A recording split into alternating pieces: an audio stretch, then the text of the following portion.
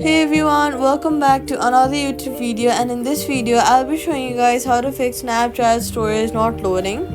First of all, open your app and then refresh your feed by first closing or scrolling the app from the top to bottom, and then swipe it off from the bottom of the screen, find it and then swipe it away.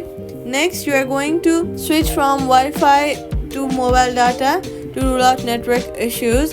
Now if that does not work, go ahead and open your settings app, search for iPhone storage, scroll down, find Snapchat and then click on the offload app option. This will free up space used by the app, but it keeps documents and data. Reinstalling the app will place back your data if the app is still available for download. Go ahead and open your app store, search for Snapchat and make sure to update your Snapchat to the latest version.